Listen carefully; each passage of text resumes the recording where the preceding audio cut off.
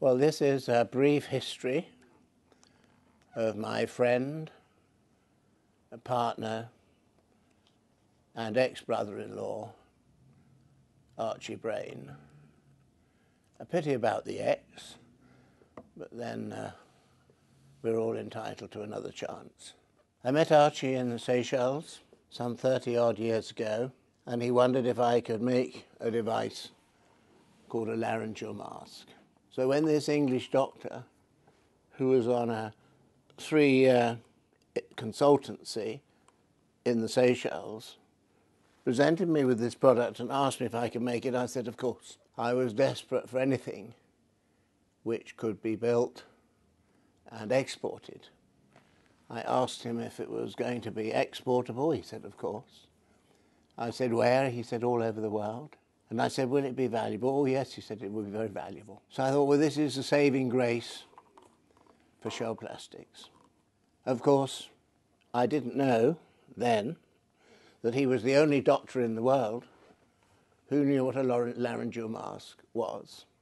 Tell him from me and the 5 other senior registrars at the London hospital in 1981, we told you it wouldn't work.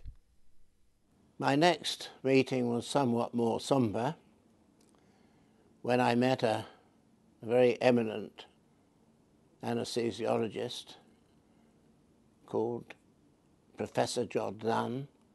One day, probably in 1988, I was quietly giving anaesthetics at Northwick Park Hospital when an unexpected visitor came into the operating theatre. He announced his name as Archie Brain, and I responded, "Are you the man who's devised an entirely novel airway device?" "Yes," he responded, "and here it is." I looked in amazement at his prototype laryngeal mask airway. I had never in my life seen anything like it. Archie then removed my patient's airway, inserted his LMA, and blew up the cuff.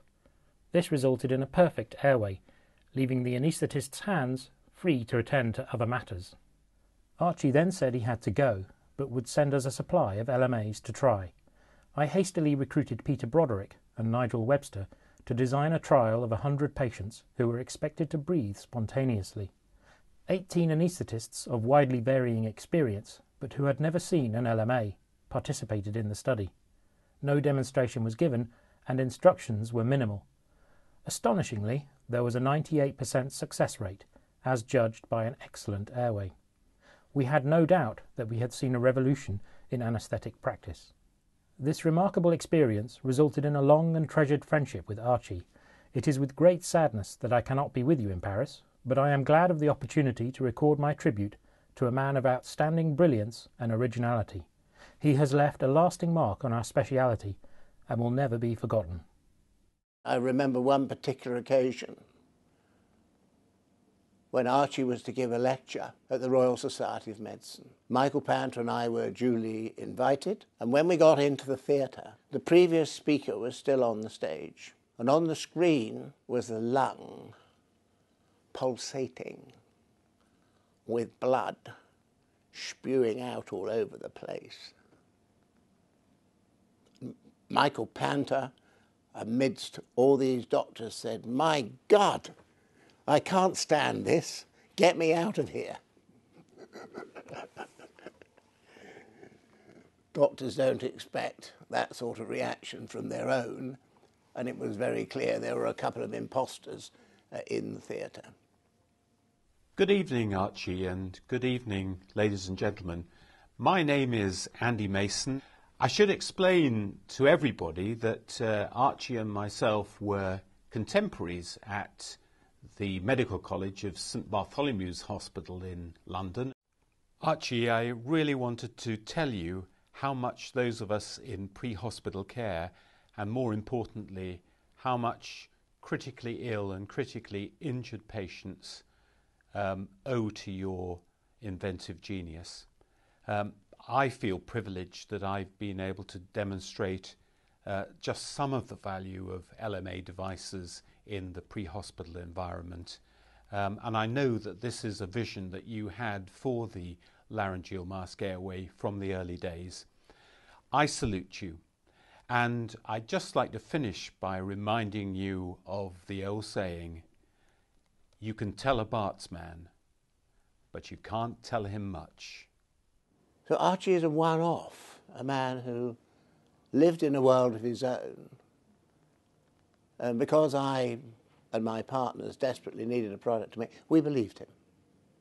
Archie and I have known each other since 1984, when he kindly loaned me a prototype LMA for use in Nepal, where I was helping to establish an anaesthesia training programme. In 1988 we met at the Association of Anaesthetists annual meeting, and he arranged for me and my colleagues in Calgary to conduct the first Canadian LMA study. We met several times in later years when I came to England, usually at the Royal Berkshire Hospital with Chanti Verghese. We still keep intermittent contact, most recently when the two of them received the McEwen Award. Do we find each other easy to work with? No, we don't. And I think I can demonstrate that by a gift which Archie gave me on the wall there. It's the Sydney Harbour Bridge, and it's at the stage where construction has just begun. And he said to me, "This is you and me. You're one side, I'm the other, and you can see how far we've got to go to meet in the middle." But of course, the Sydney Harbour Bridge did actually eventually meet in the middle. And I think Dr. Brain and I and his other partner have had an interesting, challenging, and highly successful career.